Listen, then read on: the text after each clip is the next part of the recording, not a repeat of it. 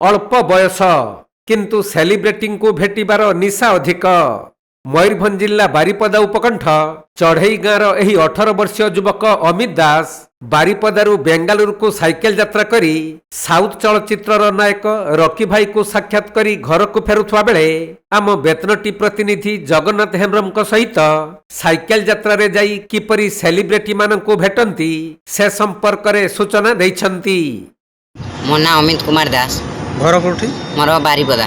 बारिपदा को जगह? बारिपदा कुष्टा गुड़िया जानिथो गड़िया। अच्छा साइकेल यात्रा रे कोठी बाहरी चंती? मु जाइथिली जे कि होचे हम बारिपदा रो साइकेल यात्रा करी बेंगलुरु जाइथिली जे को जे हमर जे साउथ रो जे कि हीरो रॉकी भाई पाखो को देखा करिया को जाइथिली साइकेल यात्रा करी आ। केते दिन लागिला? मते 17 दिन लागिला। ताको सार को घरे 2 दिन रहिली तापर मते सार कहले तू बस रे जा आ साइकेल मना कले जीवा पई सेति पई जाने बस करी भुवनेश्वर तो काली पठे देले। काली रे कि मु 4टा रु साइकेल यात्रा करूची। आज केते लानी आज कि 2टा हलानी जे कि मु साइकेल यात्रा करी एबे मु मयूरभंज एंट्री करली एबे घर को जाउची आ।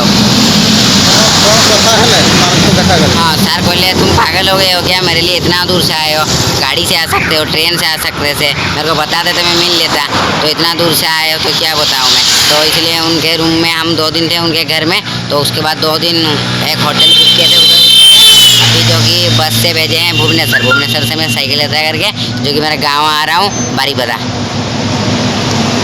आज केते साइकिलिंग केते दूर है? आज मोर 212 तेणु आज ही बारिपदा काली काली पाखर की 212 किलोमीटर चलेली काली 4टा रू। तेणु आज घर पहुँची जीवे बोली कि? आज्ञा आज घर पहुँची जीव 4टा सुधा 4-5टा सुधा।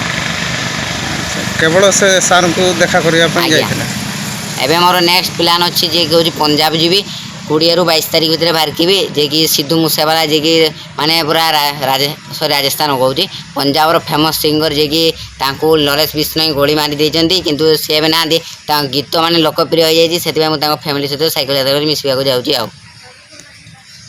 केबे से बाहरिबे से? मु सेटा 20 ରୁ 22 तारीख भितर बाहरकिबी आ पंजाब जीवे? आज्ञा। अच्छा अच्छा ए जो आपण जे जाइथिले जोठी के विजय सर को देखा करिया? आज्ञा। अच्छा कौन पाई आपण सती जदि मो साउथ रे देखिबा सबुठु बड़ फैन विजय थलापति सर को आ से माने 2 वर्ष रे 2024 रे पार्टी तैयारी करले देई कि 2026 रे डायरेक्ट सीएम हे गेले जे सेति भाई मते तांको भलो लागिला आ ता जति सब मूवी मते भलो लागे से लागि मु तांको सहित देखा करबा को जाइथिली किंतु से माने रिसेंट सीएम हेले सेति भाई परमिशन मिलला नाही एलाउ मिलला नाही से लागि मु रिटर्न चली आस्थिली ओडिसा।